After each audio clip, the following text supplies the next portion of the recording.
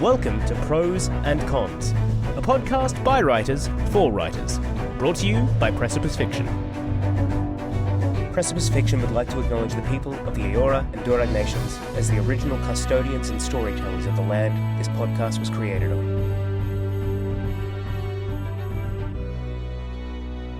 Hello, listeners and watchers, depending on how you are consuming this. This is Prose and Cons, the podcast for authors, where sometimes we feel like prose and sometimes we feel like cons. My name is Alex Eldridge. I will be our host for today, and I also have Burnham.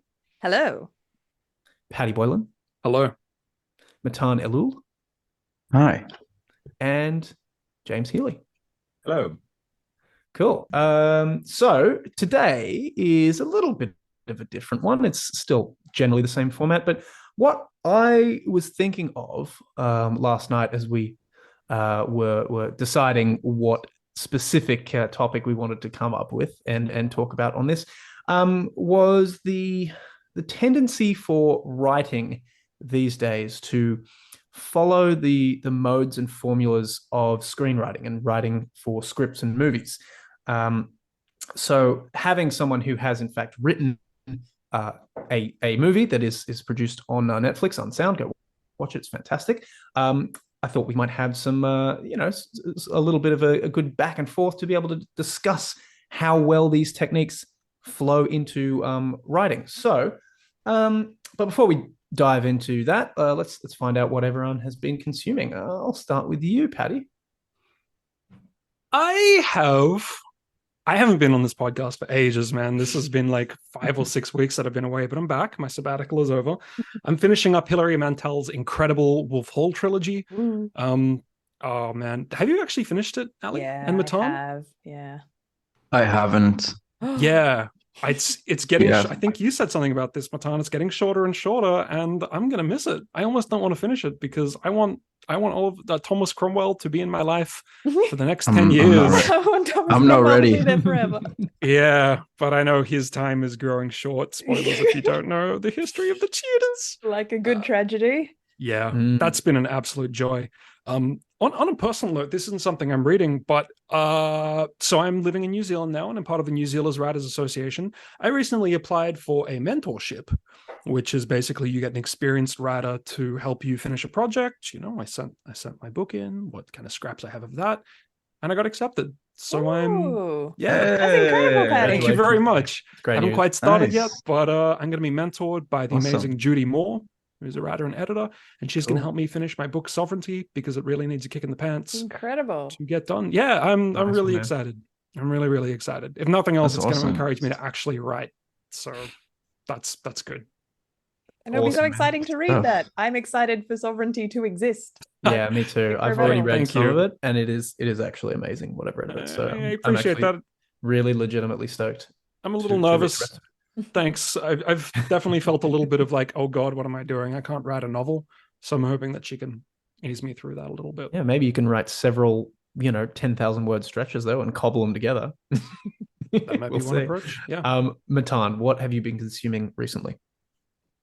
I've been reading a new book called The Bird and the Nightingale, and I really don't want to butcher the writer's name, Catherine Arding. I'm actually going to Google it because you should always say the right name. The Bear and the Nightingale by Catherine Arden. I just picked it from a bookstore. I love the cover. I love the first page.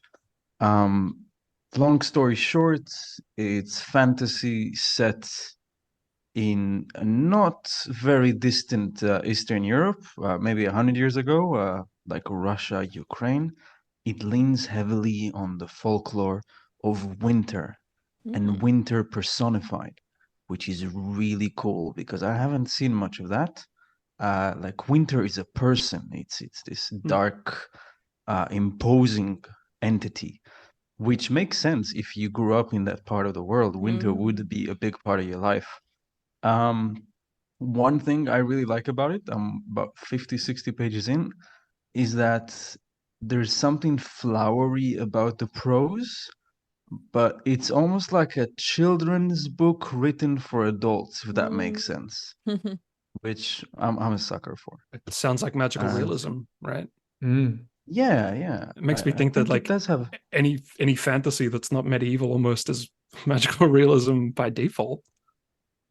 I guess it is. Or urban It's not fantasy, I urban, guess. Yeah, or urban yeah, fantasy. True. Okay. but it does have that silent confidence that magical realism does have. Mhm. Yeah, great book. Highly recommend it. Very cool. Awesome. James, what have you been consuming? I just read a rather short horror story called The Creeper by A.M. Shine. Story about it's a figure that you see 3 times before it kills you. It appears at nighttime. It appears kind of outside your house or your wherever you are. So the characters are trying to like not get caught out in the dark and stuff like this. It's feels kind of like set up for a horror movie. Like it's got very Slender Man vibes and stuff. Nice. It was a little bit trashy, but the setup of the story with the like kind of 3 strikes and you're out kind of dynamic meant that there was always a plot point, as soon as the sun set, basically. So I just ate it in like 2 days. I just couldn't put it down. Really good page turner. And that's a short story, is it? No, I think it was a novel. It maybe it felt short because I read it so quickly. Yeah, that's awesome. That's very cool. Quite simple, but really, really good. No, I love a simple horror trope. That's awesome. Yeah. And absolutely. Ali, what have you been consuming? I finished a couple things at the moment, so I'm in that wonderful transition period of now picking my next thing. But I got out the other side of Hogwarts Legacy, the Nice. game that shall not be named. Look, I loved it. Like non-ironically. Like it's been a while since I've played a video game where it was the plot that pulled me through more than the game mechanics. So I kind of want to acknowledge that on this Our Writing podcast, that I was playing it for character reveals and plot, and I'm like, oh, my boyfriend is sad and needs me, and that being the main driver for me getting to the end of the game. Like it's there's something working there, so I did enjoy it.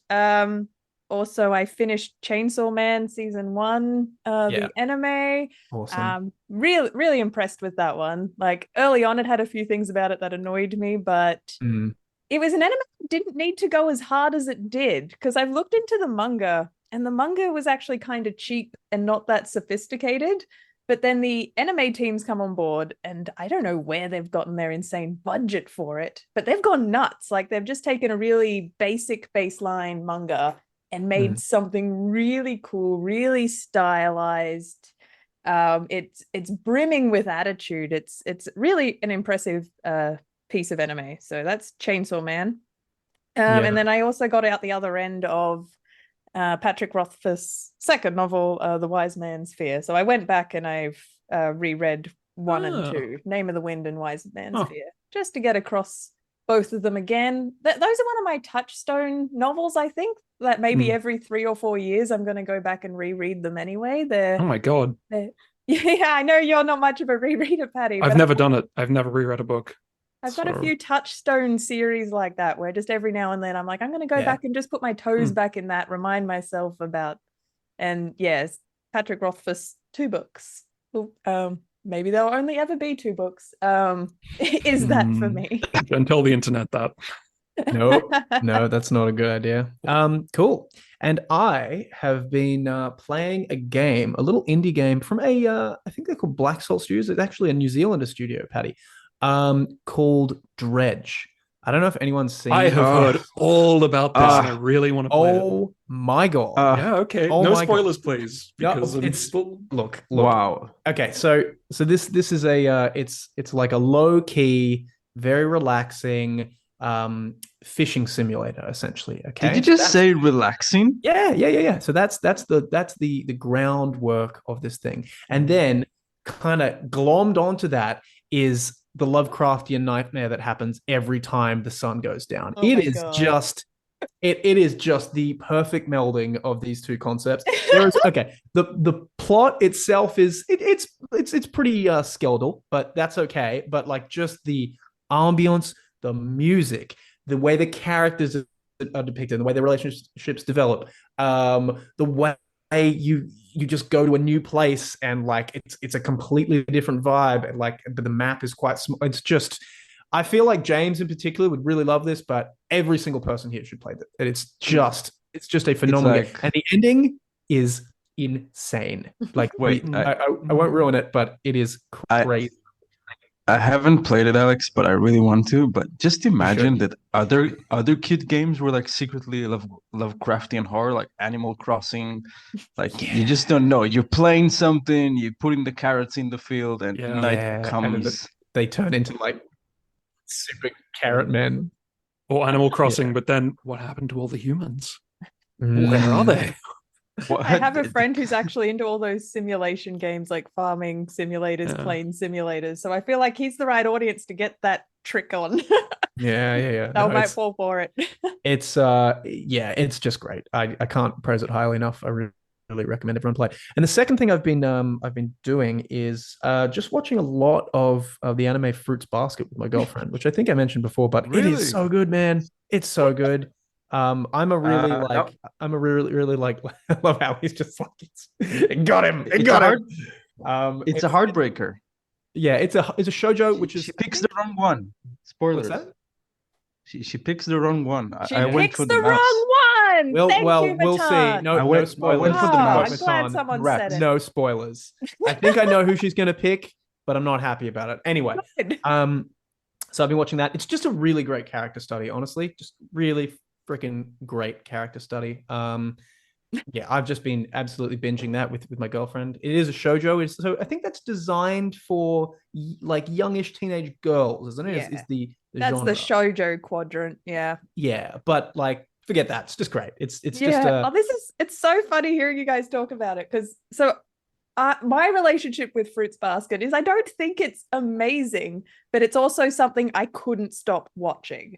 Like I started it and had to get to the end as quickly as possible. And then I'm like, this is awful. I fucking hate it. But also I couldn't stop watching. So whatever relationship is with a piece of medium, that's my relationship. That's funny. Like, because Liz is just absolutely obsessed with it. My girlfriend's just watched she's read the manga. She has watched the original weird I've probably got the manga 90s version of the anime, and she's rewatched this. So we're doing it together. So wow. Yeah. That's what I've been doing. It does so many things terribly, and I'm like, how dare it?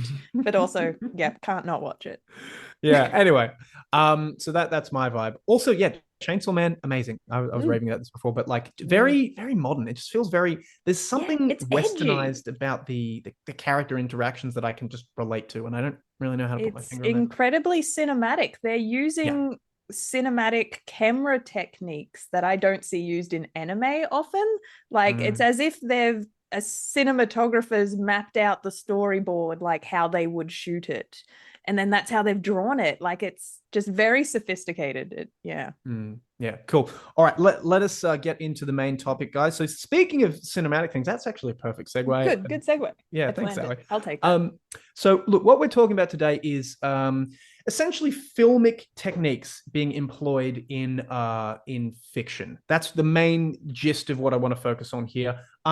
Look, we can delve into some screenwriting stuff. I would actually love to talk about a little bit of that, so I'm sure Ali can help us out with that. But yes, the notion of written fiction, employing techniques that are usually used by films. Now, let's just start on one portion of that. So this is sort of the three quadrants that I've sort of got so far.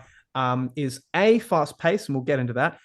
B, visual storytelling. And C, mirroring camera choices, specifically in terms of tense or in terms of what was the other thing? In terms of the perspective. Okay, so those are maybe the three things I want to start with. It's going to just be a jumping off point. Let's start with the pace. Okay. So one of the things that and look, I'll throw it up to you guys very soon, but one of the things that I love about that I love to explore in writing is the fact that I have this terrified relationship with my audience that I'm always frightened they're going to get bored of what I'm writing. Okay. So that means I like to convey a lot of information very quickly, and I like to convey it through action. And I feel like that's a very filmic thing. How do you guys feel about that in terms of, having like sharp, punchy chapters, for example, that sort of mimic scenes, like having things conveyed through how someone looks rather than actual internality. These are the sort of things I want to sort of discuss. Ali, I feel like you're probably the place to start here. No, I think we can have a fun conversation here, because I might position myself a little bit as a devil's advocate. So for those long-time listeners will know, but new listeners, I came from screenwriting first as the craft I studied in and learned, and then decided to train and teach myself how to write a novel. So a lot of my journey with writing prose has been deprogramming a lot of techniques I would naturally employ and learning that they actually don't work in prose. So that's what I can kind of point to in this conversation, I think. While a lot of things I do naturally, so say people read my prose and they tell me it reads like a screenplay, and there are pros to that. Like, I feel like some people are like, oh, the dialogue scenes, you've got like really interesting dialogue scenes, or you've got great action. I get praise for my action a lot.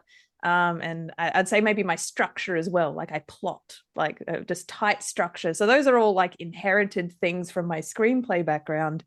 But things that I know my weaknesses are kind of my interiority, characters' thoughts and feelings. My weaknesses are, funny enough, describing the environment and even describing what people look like, because I'm used to that being, someone else's department. Like, I can establish I'll write a sentence with the establishing shot, but I don't go back and revisit what the environment is doing and potentially how that's tied into interiority. So that's all wonderful book techniques that I'm having to learn to do. But so if I end up being a bit of a devil's advocate in that podcast, that could be quite fun, how we can bounce back our different perspectives. So kicking off specifically what you said about pacing, something I learned that I feel books are doing more and more of this, is maybe like narrative threads intertwining and interchanging POVs. So say a screenwriting technique from television is intertwining an A thread, a B thread, and a C thread. And a visual, like a TV watching audience will quite happily accept cutting, like jumping from that storyline, then back to that storyline, we're jumping to that storyline, we're jumping locations, and we're even cutting between maybe even different eras. I've learned that book audiences, it needs to be done with a more delicate hand. Kind of that hard cutting is incredibly jarring in there's book less tolerance as medium. So when like an establishing shot, you can communicate era, period, that person in 2 seconds. It's just a shot. All that information is delivered quickly. But as a writer on the page, you might need to take 1 to 2 paragraphs to re-immerse your reader where you are, who you're with, what the tone is, before you can even kick off again. So jumping so quickly, the tolerance isn't there. It's a different expectation of audience. I guess if I had to articulate that, it's I wrote it down because I thought I was able to capture what I thought. The promise of a book is deep immersion. So if you're sitting down with a book, that's an expectation you have of that medium. But with a film, as you were saying, Alex, the visual promise is it'll be a visual feast you will find so engaging you will never be bored. Yeah. And I think those are 2 different promises. I wonder if that also has something to do with the fact the movie is self-propelling. It's going to happen in front of your face, whether you're paying attention or not. But with a book, you are really the one driving the focus. So suddenly where there's a change, you can start to disengage and think, oh, but I wanted to go back there. Where a movie, it's just going to trudge on and it's going to re-engage you by the fact that it's always happening. Well, it's you could argue that of an audiobook as well. Medium. Less consensual, yeah. I was going to say you can argue that of an audiobook as well, that it's just kind of keeps moving. But true. There's I don't know if I want to say anything more about that. I guess the nature of an audiobook, you're not going to consume it all in one session. You, as reader, you can still stop it, start it, you have control over that pacing. You don't have control over a movie's pacing. A movie does happen to you. In a way a book doesn't. But I think there is absolutely a modern taste where writers are attempting to mimic. I feel like multiple POVs are more prevalent and are becoming more prevalent. Like, feel free to argue with me, but I agree with you completely. It's one of the things I love to do. I actually feel a little hemmed in if I have to stick with one character. Like, I was writing a novella recently that I sent to Paddy, and one of my main concerns was like, do you think this is problematic? It's in omniscient perspective. Do you think it's a problem that it's moving between these two characters and we're not really sure which is necessarily the main one, or they might be like dual narratives? And Paddy, I believe you're like, no, that's fine. That works. This is a technique that people are used to now. Like, it's yeah. And to me, that there was um, actually an interesting twist that happens partway through that definitely makes one of the characters the main character. Yeah. That was very intentional. And I feel like that's something that draws from, say, I don't know, Game of Thrones. Just to pick a random example, I'll start by saying that I support the devil's advocate. I think that there's so much authors can learn from movies, but still, I feel like sometimes because we're so saturated with movies and anime and video games, the problem can be is that we only get inspired by movies and then we try to write a book, because to make a movie is hard. You need resources, you need to networks. It's not just you wake up and you go make a movie. So some people just try to write a book, but if your only inspiration are anime and video games and you haven't really read the kind of books that you want to read, you want to write, you cannot quite copy paste. With that being said, there are a lot of things I think authors can learn from movies, and one of them, and I'm the biggest supporter of that, I think, is structure. Movies don't mess around. They almost, unless you David Finch, they all have a very clear structure and you have to follow it. And I think a lot of books, especially for new writers, if it's your first book, I think a structure can be the crutches that you need to carry you from the beginning to the end. It can help you know what kind of story you want to tell and what are the story beats that you're going to use to tell it. If you look at the structure of most, Ali, correct me if I'm wrong, if we're looking at a typical script for a feature film, it's 110, 120 pages, something like that? Yeah, that's the LA standard, yeah. So if we look at it, I'm holding Save the Cat by Blake Snyder, a rather great book about screenwriting. If we look at the structure according to Save the Cat, we have actually, it looks like 4 acts. I'm holding it for those that will be watching, but it's actually 3. The middle act is bigger than acts 1 and 3, which I think it's very important for the writer to realize. Because Act 1 is the setup, Act 2, the big act, is where the bulk of the story happens, and Act 3 is the point where we resolve the conflicts of the story. And when you write a book, it is so easy to get lost in the world building and the character. And I'm a huge advocate of plot, and I think that plot and structure is something we as authors can draw from screenwriting to help us. I'm glad you brought that up, because it's been a really long time since I've thought about a story as 3 acts. I feel like maybe if I sat down to crack another short story or a short film, I would think of it in 3 acts. But anything longer than that, feature, series, or novel, it's minimum 4 acts, maybe 8. I'd think of them as the 8 reel sequence. And precisely because what you highlighted there, Matan, is the midpoint is so crucial to a film structure that you almost need to think of your Act 2 as the lead up to the midpoint and then the after the midpoint before Act 3. So it's almost like Act 1, Act 2.1, Act 2.2, Act 3. To what you were saying, Alex, about there's the tendency to, once we know films and internalize films, write from film. Definitely that can be a good thing, because everyone's seen films and we almost like intuitively know how a film is structured. But at the same time, that is that is a constraint and that is a constriction. One of the wonderful things about books is that they're not films. They can, for example, really take their time in things, where a film is like, go, go, go. It's got that pressure to move. You end up like Stanley Kubrick. A book can really sit and meditate.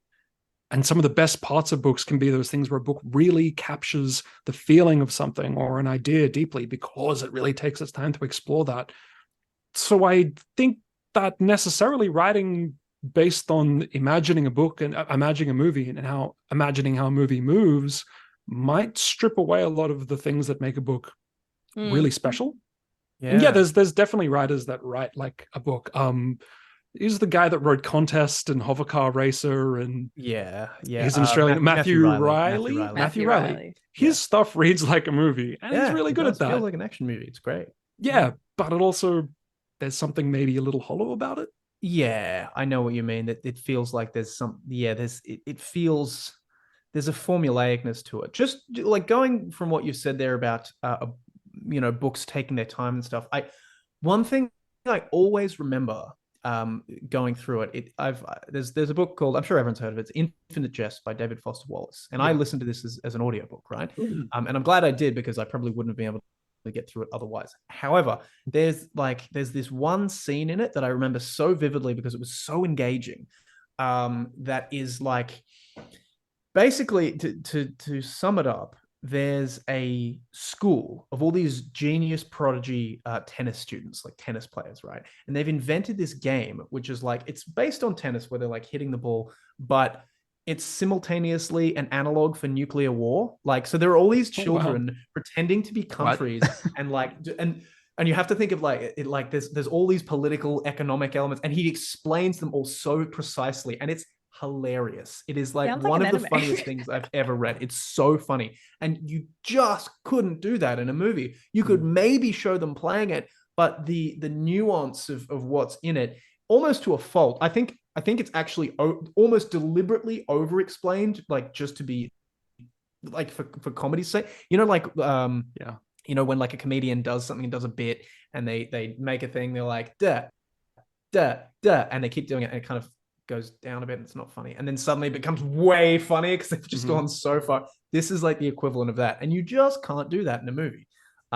So yeah, I think there is definitely something to be said in terms of doing that. There's certain like tricks with prose and how metaphors work that also like just can't be repeated. I know I was reading it was a book about Stalingrad. I can't remember which book about Stalingrad it was, but there's just a chapter where it's from the German officer's perspective, probably a German general, and they've invaded Russia, and they're just in some house that their army is moving forwards, and the general is just staying in his house for the night, and he's marching back and forwards across the floor with the map spread out on the table, talking about this is the plan, this is the plan, this is the plan, and the whole time he's walking back and forth, the narrative keeps talking about the floorboards creaking underneath his feet, and the chapter ends with a kind of subtle metaphor of that the floorboards wouldn't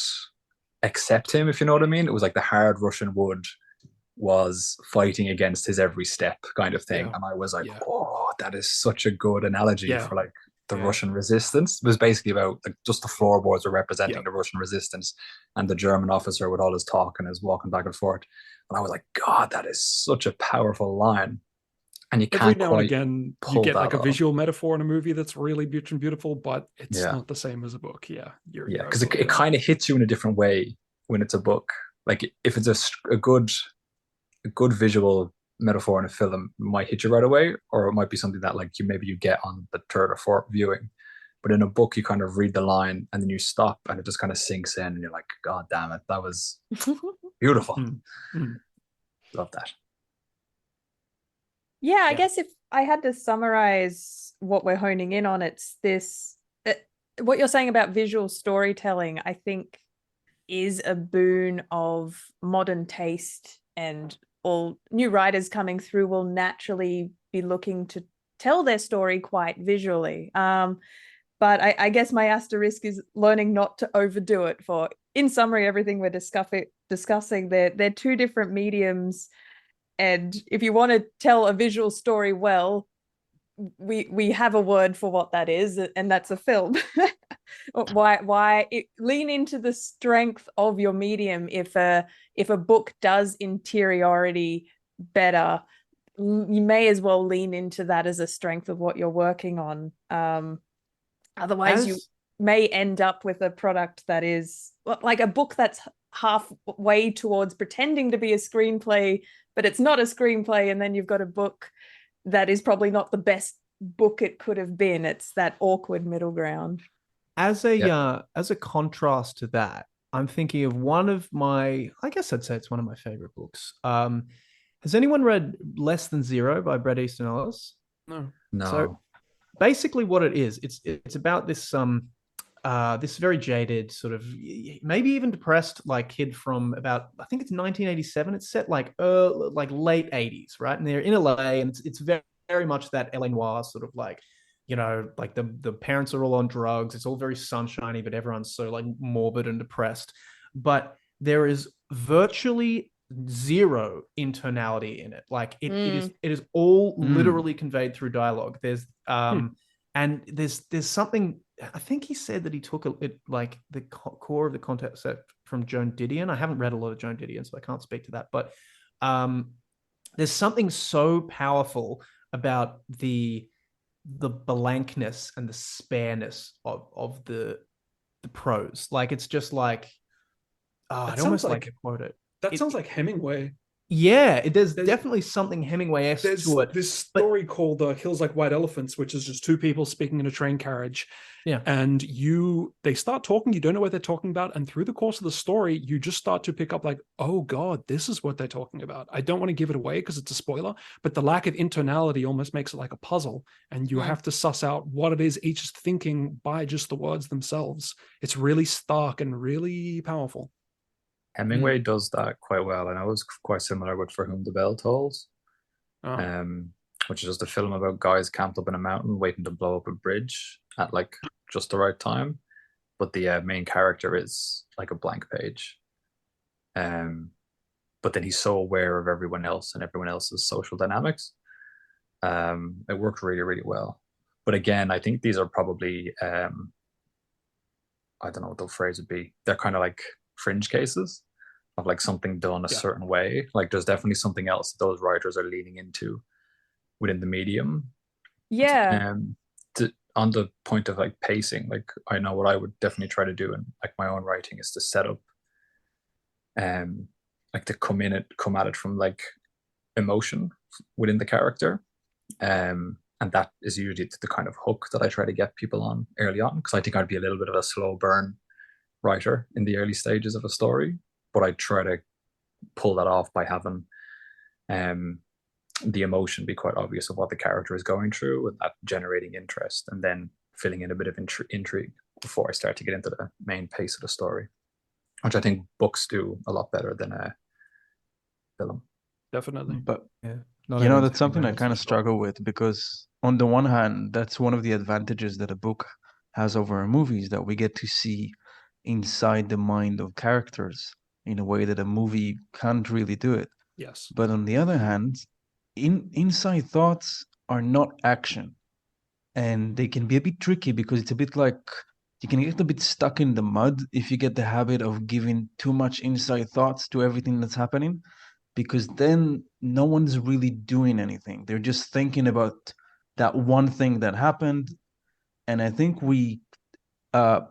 a film would be 100% someone doing something, or at least on the screen, and 0% inside thoughts in most traditional films. Yeah, well, they become book, Hamlet, I think.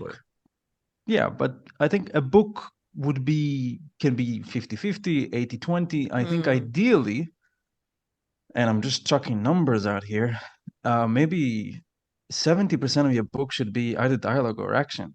I don't think it should have that much inside thoughts. Of course, different genres, different styles. And potentially the modern audience as well. Like, I feel like our classics, there was a taste for that interiority percentage to be way higher than it is now, probably precisely because of film. I do want to add on to what you were saying, Paddy, because that was a really good point about the idea that, for me, the art of the screenplay, and then a useful skill that prose writers could steal in the prose side of this podcast, things that are cool to steal from screenplay, is the fact that the art of the screenplay is inviting the audience into the puzzle of working out what the character feels, why they are doing the things they are doing without access to their thoughts. Like that just that extra engagement with the audience.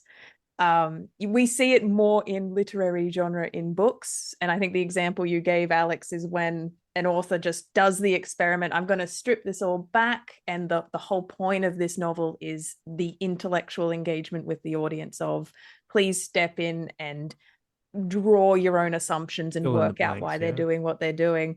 For fun, detailed film techniques, because we're robbed of unless we're using voiceover, because we don't have interiority as a tool, the tools we are using are usually sound is the easy one, the music, the soundscape, but even an audience can be clever enough to know when that's too hammy and overdone and the emotion is too strong, and the emotion, like, we don't want to hear it.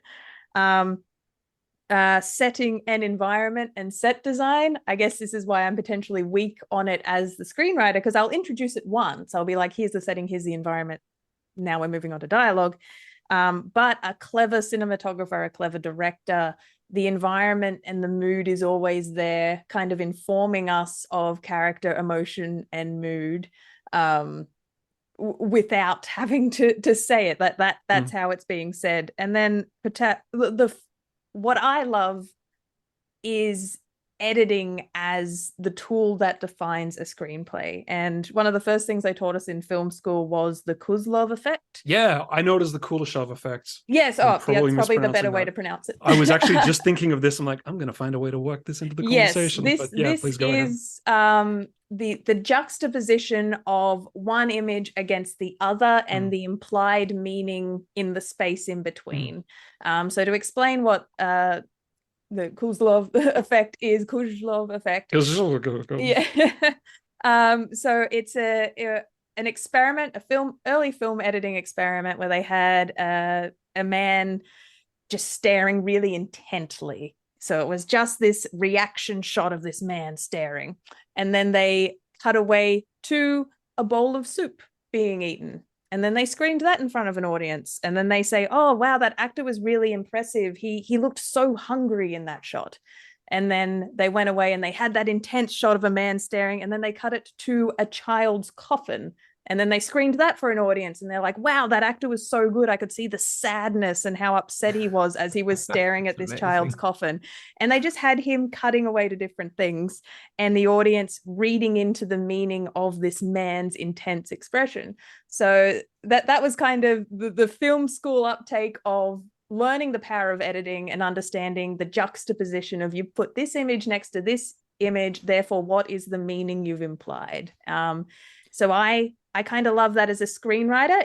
I'm like a step removed from that art, because a director and editor will ultimately be responsible for that. But I can, as a screenwriter, put all the pieces in place to imply, here's all the images you can play with, here's the order you can play with them, here's a suggested pacing for them, and at least just do that big thinking to get it on the page first for other creatives to go away and play with.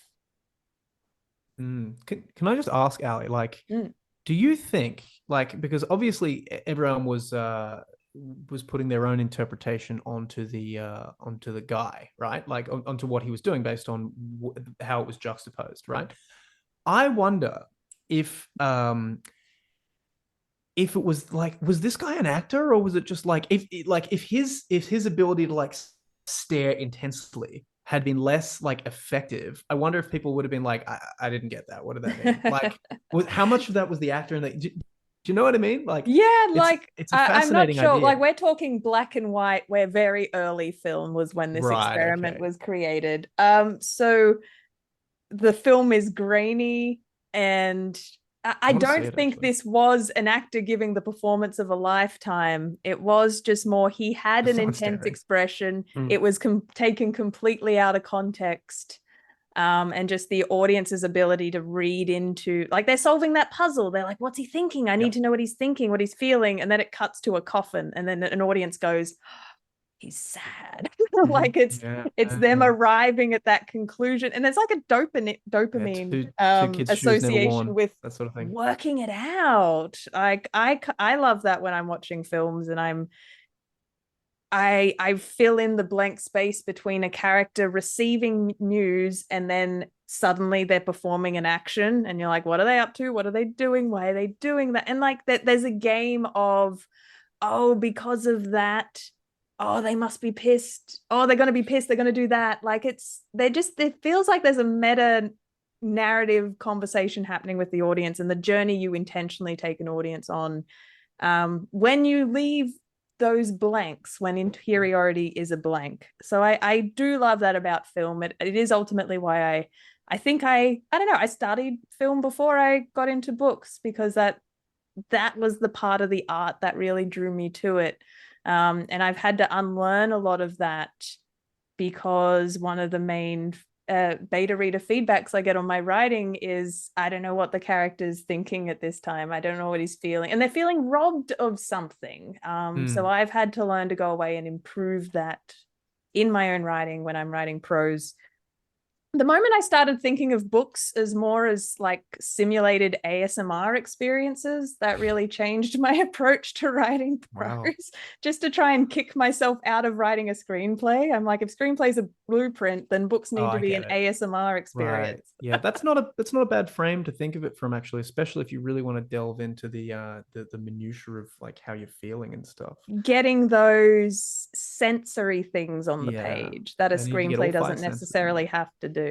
Yeah, I'd like to delve into something else. I think like this might be the final section, but there's something I really, really have been experimenting with lately, and I really would like to get you guys' take on it, and that is perspective. Let's think of the two main tools of perspective in storytelling. Those are tense, and those are literal perspective. Which person? First person, second person, third person. Now, as some of you know, I recently wrote a story that came from second person. It was you. Like described it, you.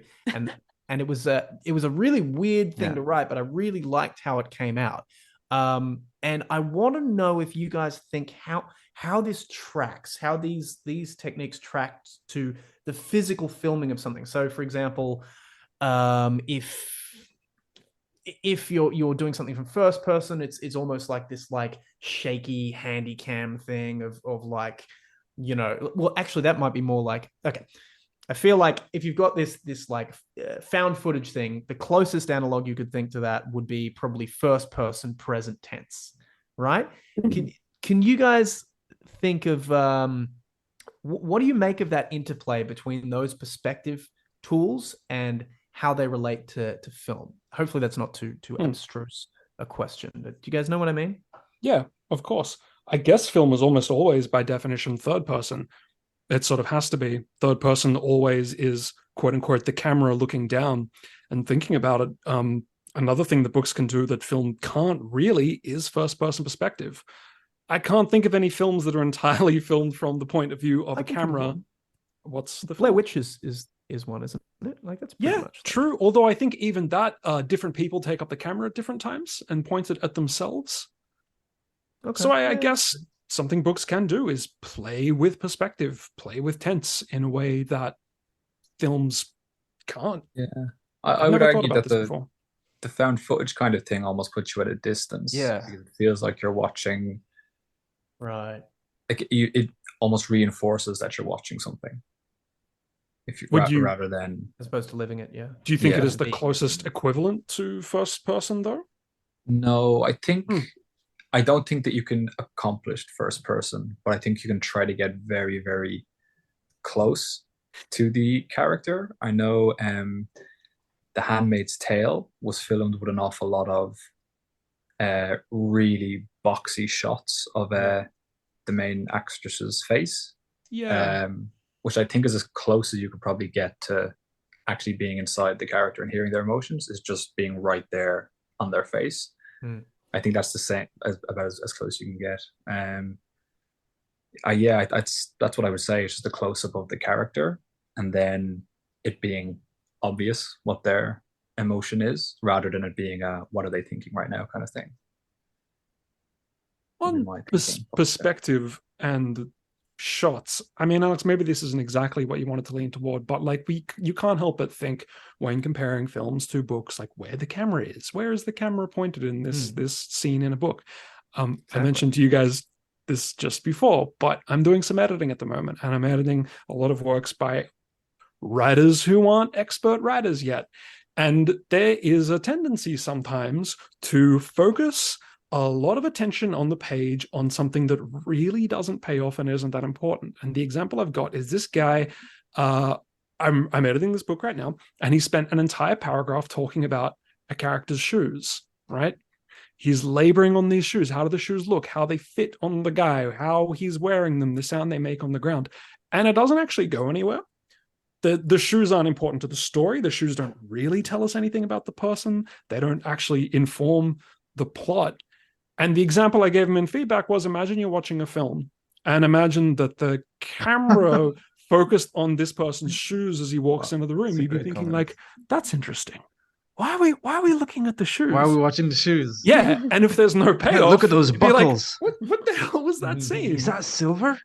So I think something that can be really useful sometimes in writing, especially if you're still like kind of an amateur, like all of us are, is imagine what the camera's doing, and imagine if this was a film, what would the camera work be saying? What would the words on the page translate to as the camera focusing on?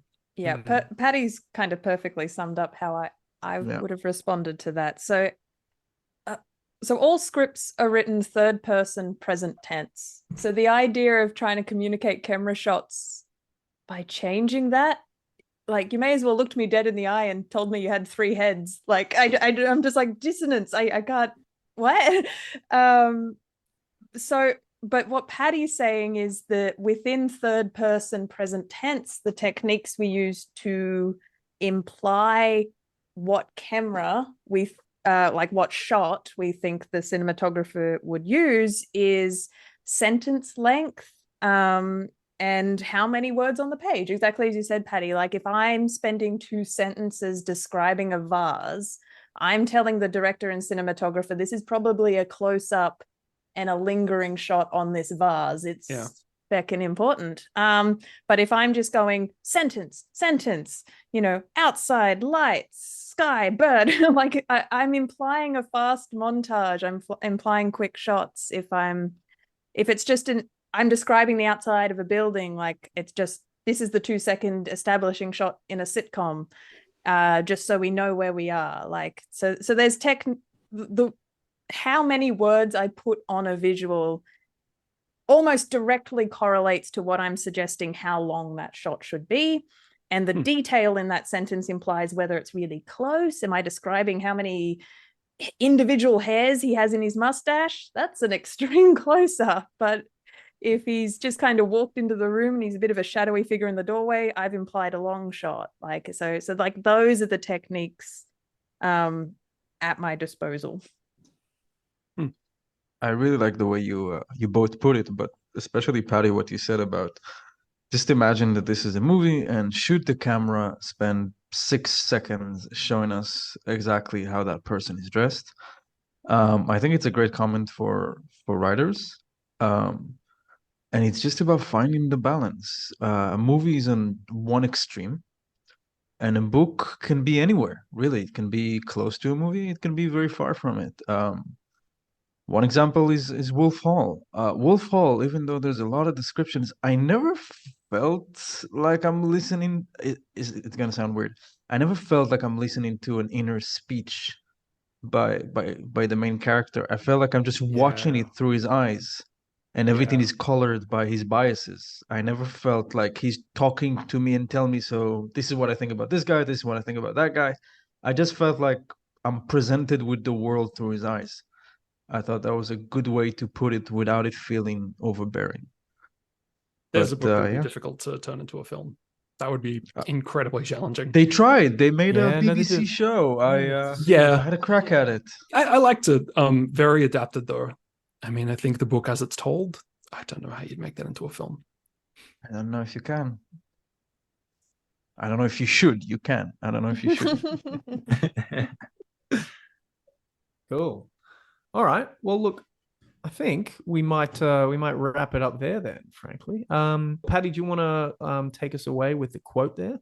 I do. This is a quote by the legendary Jordan Peele, writer, comedian, filmmaker extraordinaire. If you haven't seen Key and Peele, watch it. So good. Jordan Peele says, "That's my advice when dealing with writer's block. Follow the fun. If you aren't having fun, you are doing it wrong." And that's very reassuring from Jordan Sage Peele. words. Sage words. Thank you, Or a Peele. little terrifying, because what if you stop having fun? You know? Yeah, Then you're my doing it rewriting's wrong. been awful lately. Maybe that's a Yeah. bad sign. Lean, You can take it. lean the other way. If Yeah. you're not having Lean the fun, other way. lean the other way. Cool. All right, guys. Well, look, this has been Pros and Cons. Thank you, Ali, for mashing the old devil's avocado into some unholy guacamole. I was literally waiting. I'm all show sorry, to and say you're that, welcome. so- No. This is good though. This is good. It's always fascinating to hear everyone's take on how you're going to transplant one medium from the other to the other, and it doesn't always work, but we do what we can. To wrap up, guys, if you could, listeners, give us a review on your respective platform. That really helps us get this podcast out there and get it to writers who might be struggling a little bit to find a community or to improve their prose, and this might be just like the little push that they need. So we would really appreciate if you could do that. Maybe give it a share too. Amen. But yeah, that is pretty much it. We will see you guys next week. See you All right. then. Bye-bye.